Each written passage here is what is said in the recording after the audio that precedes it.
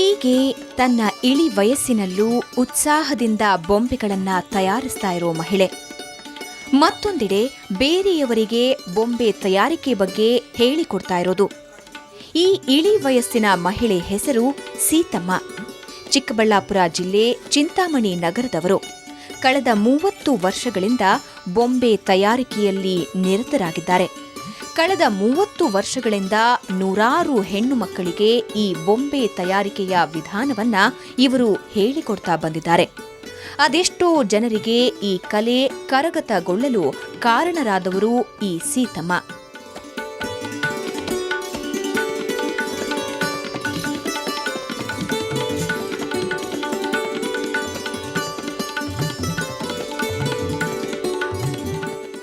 ಇನ್ನು ಈ ಅಜ್ಜಿ ಎಲ್ಲಾ ಮಾದರಿಯ ಬೊಂಬೆಗಳನ್ನ ತಯಾರಿಸ್ತಾರೆ. ಕರಕುಶಲ ವಸ್ತುಗಳಿಂದ ತಯಾರಿಸುವ ಈ ಬೊಂಬೆಗಳು ಎಲ್ಲರನ್ನ ಆಕರ್ಷಿಸುತ್ತೆ. ಮದುವೆ ಮಂಟಪ, ಯಕ್ಷಗಾನ, ದೇವರು ಸೇರಿದಂತೆ ಬಣ್ಣ ಬಣ್ಣ ಚಂದದ ಬೊಂಬೆಗಳನ್ನ ಸೀತಮ್ಮ ಕ್ಷಣಾರ್ಧದಲ್ಲಿ ತಯಾರಿಸ್ತಾರೆ. ಎಷ್ಟು ಪ್ರಮಾಣದಲ್ಲಿ ಈ ಕಲೆಯಲ್ಲಿ ಪ್ರಾವೀಣ್ಯತೆಯನ್ನು ಪಡೆದಿದ್ದಾರೆ.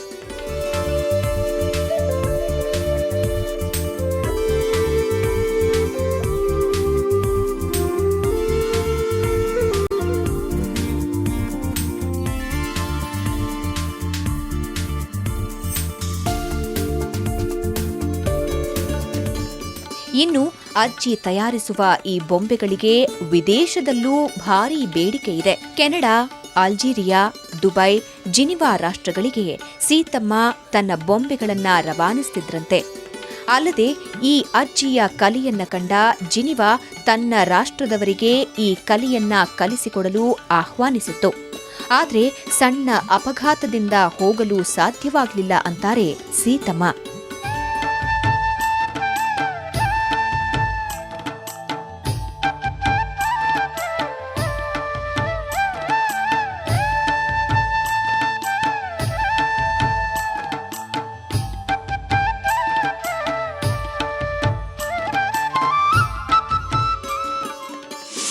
ನನ್ನಿಂದ ಇವತ್ತು ಒಂದು 300 ಜನ ಜೀವನ ಮಾಡ್ತಾಯಿದ್ದಾರೆ.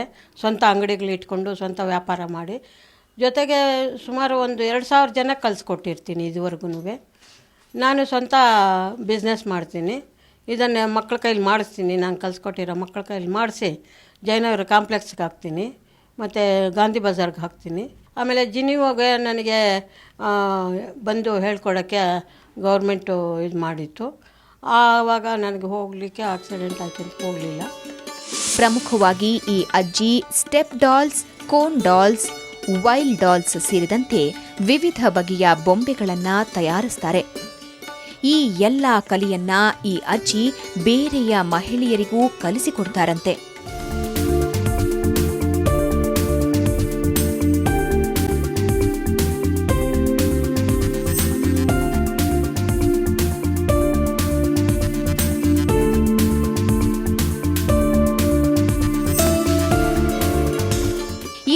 ಈ ಅಜ್ಜಿಯ ಸಾಧನೆಗೆ ಕಿತ್ತೂರು ರಾಣಿ ಚೆನ್ನಮ್ಮ ಪ್ರಶಸ್ತಿ ಸೇರಿದಂತೆ ಹಲವು ಗರಿಮೆಗಳಿಗೆ ಸೀತಮ್ಮ ಪಾತ್ರರಾಗಿದ್ದಾರೆ.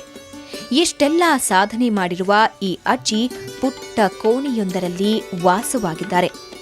ಸರ್ಕಾರದಿಂದ ಯಾವುದೇ ಸವಲತ್ತು ನೀಡದಿರೋದು ಮಾತ್ರ ದುರಾದೃಷ್ಟಕರ.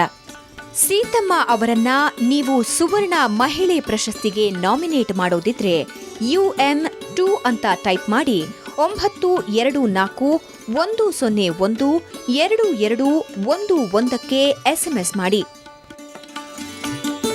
ಚಿಕ್ಕಬಳ್ಳಾಪುರದಿಂದ ಕ್ಯಾಮರಾಮನ್ ಮಂಜು ಜೊತೆ ರವಿಕುಮಾರ್ ವಿ, ಸುವರ್ಣ ನ್ಯೂಸ್.